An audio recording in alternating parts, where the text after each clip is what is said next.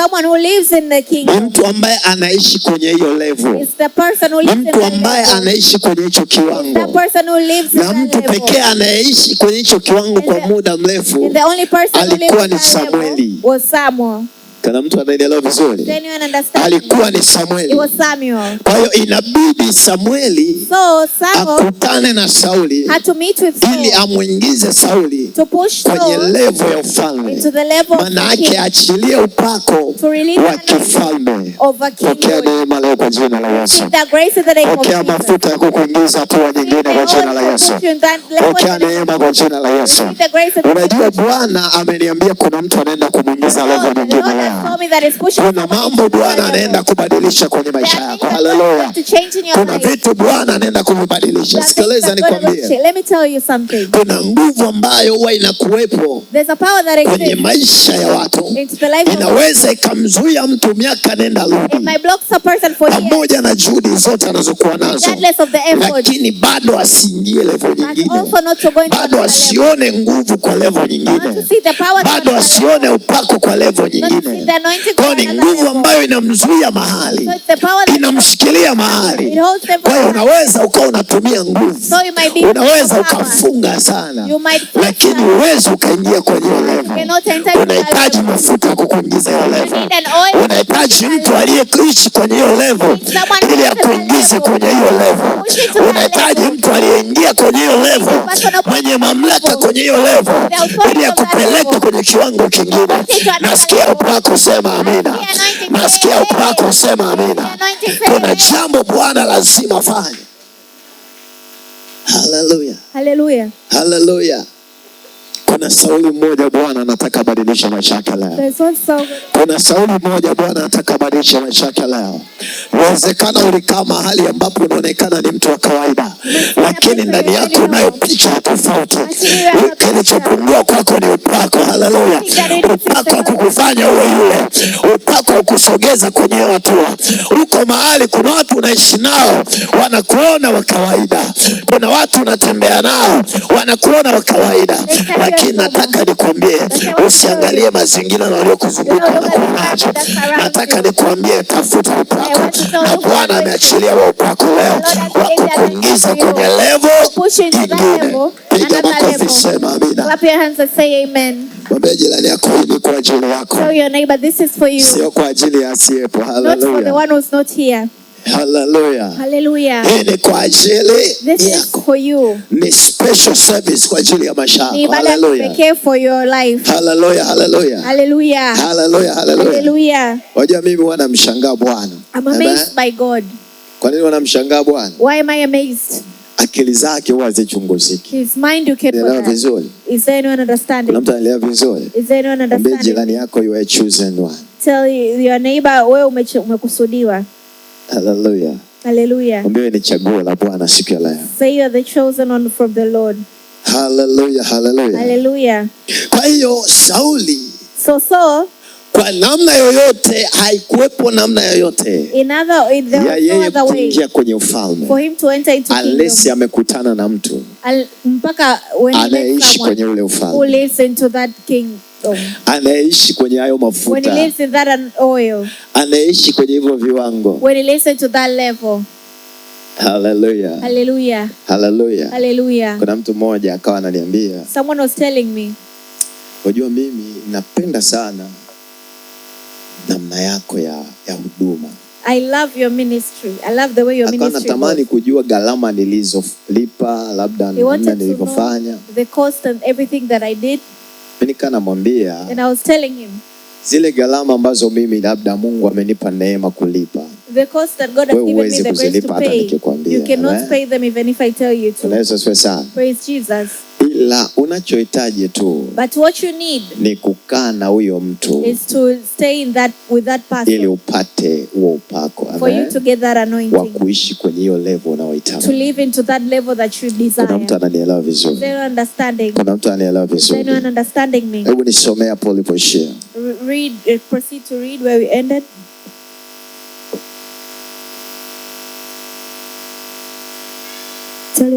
Samueli wa kwanza 9:16. Ndio. kesho wakati kama huu nitakuletea mtu kutoka nchi ya Benjamini,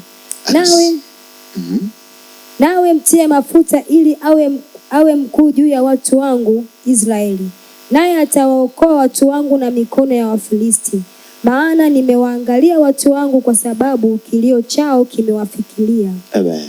Unajua kitu gani hapa kinachofanyika? You know what was done?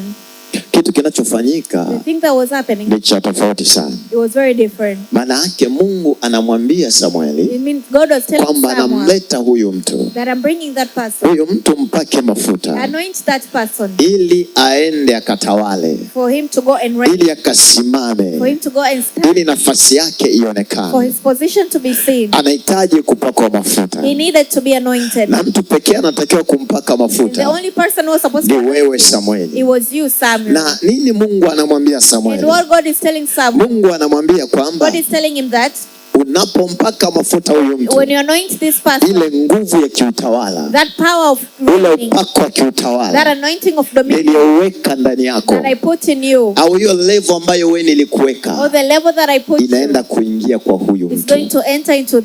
Kwa hiyo kwa dakika hiyo, huyu mtu anaenda kutofautishwa, kwa sababu kuna level inakuwa imeingia ndani yako, na atakuwa mtu mwingine.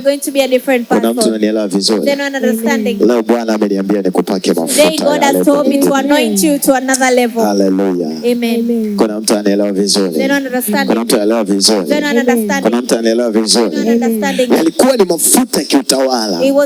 Kwa hiyo kile kitendo cha Mungu kumwambia, so the action of God telling him mafuta, manake ile nguvu ya kiutawala inatoka sasa ndani ya Samueli, inaingia ndani ya Sauli, alafu Samueli anabaki na upako wa kinabii, anabaki kushughulikia hayo majukumu. Kwa hiyo inahitaji mtu mmoja aliyeishi kwenye ile level, ili aweze kumwingiza mtu kwenye level nyingine. Ufalme wa giza unafanya kazi kubwa kuzuia mtu asiingie kwenye level nyingine. Kuna mtu anaelewa vizuri? Kuna mtu anaelewa vizuri? Saidie kumwambia jirani yako unaelewa. Help me tell your neighbor, do you understand? Bwana Yesu asifiwe sana. Praise Jesus. Hallelujah. Hallelujah. Kwa hiyo kuna nguvu za giza ambazo zinafanya kazi, so there are kingdom of darkness working, zinazuia maisha ya mtu, making sure they block the life of someone, kwenye level nyingine, not to enter into another level, asiingie kwenye hatua nyingine, not to enter into another stage. Hizi ni nguvu za giza. These are the power of darkness. Hizi ni madhabahu za giza. These are the altars of na darkness. Zinaelewa kabisa, they understand huyu mtu yuko kiwango fulani, that this person is majira fulani anatakiwa awe mahali fulani, na anatakiwa awe kwenye level fulani, lakini zinahakikisha zimezuia maisha yake asifike kwenye hicho kiwango, asiingie kwenye hicho kiwango, asifike kwenye hiyo level, aendelee kulalamika, aendelee kulia, aendelee kutafuta nani anamloga, aendelee kutafuta nani anamfanya aishie pale. Bwana Yesu saidie sana. Bwana Yesu saidie sana. Aendelee kujiuliza, aendelee kutafuta, na wakati anaendelea kujiuliza, adui anaendelea kuharibu maisha yake. The enemy continues to ruin his life.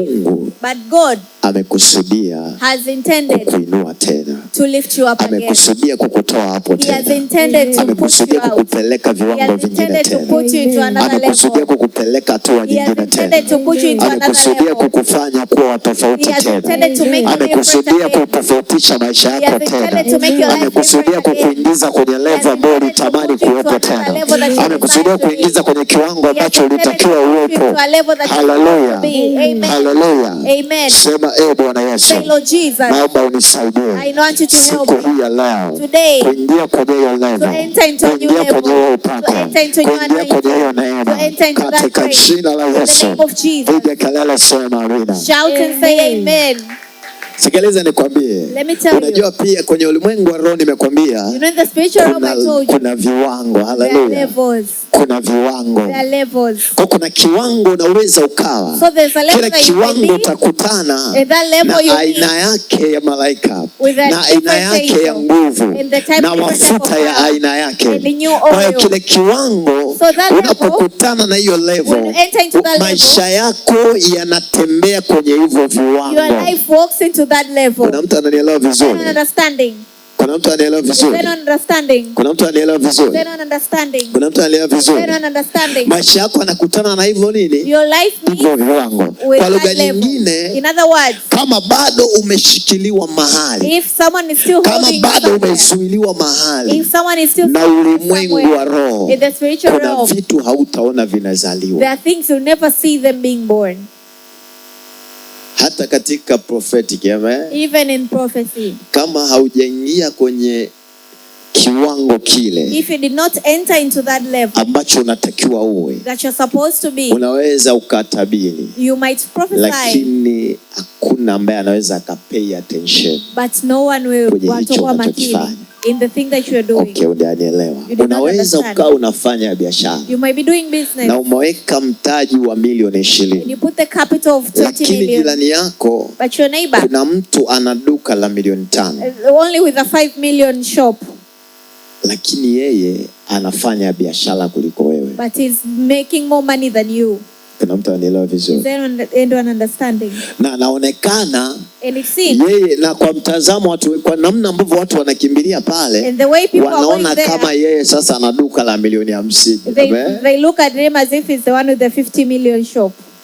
Kwa lugha nyingine, wote wawili mpo kwenye duka, amen? All the two of you, na wewe una mtaji zaidi, and you have more capital. Huyu ana mtaji wa chini, and this one has a low capital, ila yeye anaishi kwenye hiyo level, but he's living into wewe hauishi kwenye hiyo nini? You're not living in that level. Manake yeye kuna mafuta anayo, there's an anointing that ambayo yanamfanya aishi kwenye hicho kiwango, that makes him to live into ambayo yanamfanya atembee kwenye kile kiwango, that makes him to walk into that alafu wewe hauna hicho kitu. And you don't have that. Kwa hiyo hata kama utajitahidi, so even if you try, kuna vitu haviwezi kutokea. There are things that will never happen. Ndio maana huwa napenda kuambia watu, that's why I love to tell people, ukiona mtu anatembea na nguvu za Bwana, when you see someone walking with the power of God, wivu. Hallelujah. Do not feel jealous for them. Usimwonee nini? Do not feel jealous. Wala usimseme or do not speak ill of them. Kuona wewe unashindwa kutembea kwenye miujiza, you might not walk, haina maana na wengine hawezi kutembea kwenye nini? Does not mean that kwenye miujiza.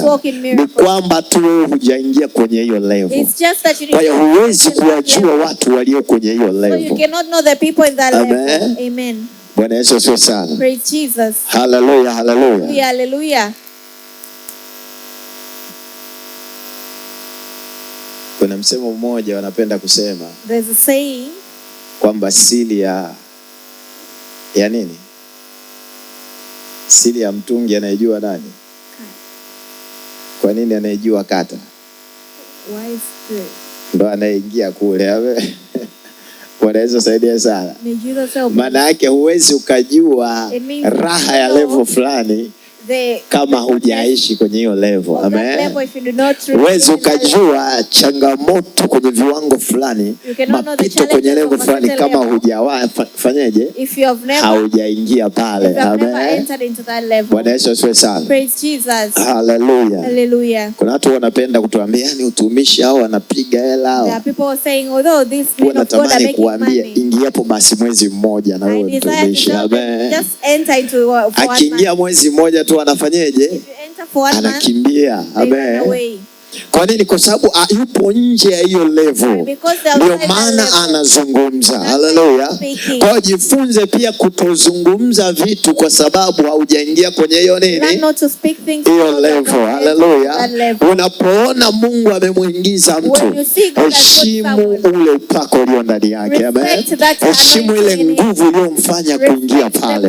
Ndio maana Samueli alipokuwa pale, kuna namna Sauli yawezekana na watu wengine walikuwa wanafikiri kawaida. Hallelujah. Kumbe ilihitaji upako wa kumuingiza pale, ilihitaji neema ya kumfanya aishi pale. Ile nguvu inamsaidia mtu kuingia kwenye hiyo level, inamsaidia mtu kumaintain ile level, inamsaidia mtu kufanya vizuri kwenye ile level, inamsaidia mtu kuendelea vizuri na kukutana na changamoto zote ili aweze kushinda. Hallelujah.